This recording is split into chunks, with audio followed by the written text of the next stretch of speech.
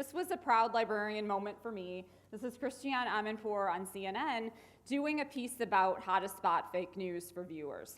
And when she was talking about it, she said, we're going to look at a document from IFLA, and that's the International Federation of Library Associations and Institutions.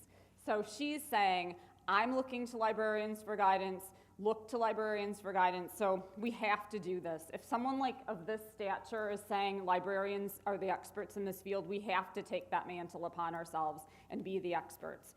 So I just want to talk briefly about this document, because this is a great thing to share with your patrons or users, and it's really interesting too for us. I learned a lot just from looking into it a little bit further.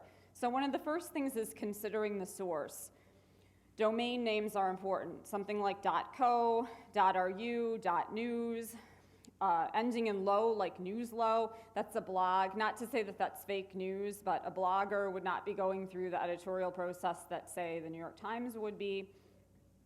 Whitehouse.com, that's a porn site. Whitehouse.gov is the real site. Looking at reading the About Us sections to read about the source before you just think, oh, this is what I'm going to go with. Checking the author. Is this person credible? Is there no author? If nobody's standing behind an article, that's probably a red flag. Checking the date. And I have to give a hat tip to Mary Diodala for this, because she said, is the date April 1st? Probably fake news. I wouldn't have even thought of something like that, but is it April 1st or is it old? Not that old news is fake or false, but if you're providing news alerts or updates to your constituents, you probably don't want to send them something that's 2 years old. Checking your biases. It's on both sides of the aisle. On the left, you have things like Huffington Post or Daily Kos. On the right, you have Fox News.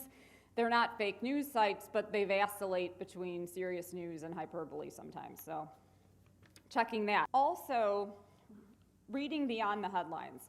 If the headline makes you angry or super insightful, meaning inciting anger, it might be fake or just really a lot of hyperbole. If it's in all capital letters, that might be a red flag. I saw a tweet from Rex Hupke from the Chicago Tribune, and he put on Twitter, before the Trump presidency, I never would have been allowed to file a story that was the headline in all capital letters. And I just thought that so underscored what's going on, because now there's lots of headlines in all capital letters. I was actually writing a book chapter, and the editor said to me, oh, you shouldn't say all capital letters is fake news. I see that all the time. And I thought, yeah, you do, because this is getting to be a thing. So watch out for that one.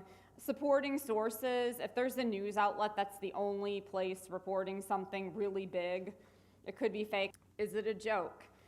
This is something that most satirical sites should have a legal disclaimer section, but I just want to share one that I fell for, because I'm going to admit this.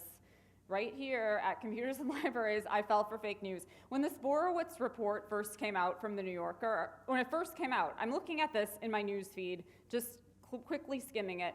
So the icon is the New Yorker regular Facebook feed. It says the New Yorker. The URL says newyorker.com. But when you go to it, it's newyorker.com/humor. And in the middle, it says Borowitz report, not the news.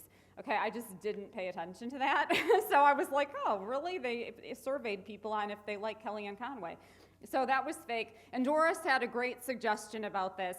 These things are funny, and you do want to share them. A lot in The Onion are really funny, too. So if you do, just say something like, love that Andy Borowitz, he's hilarious, like the humor, or, oh, I love the satire of The Onion, check this out. Just so you're not at all contributing to people being misled or sharing fake news.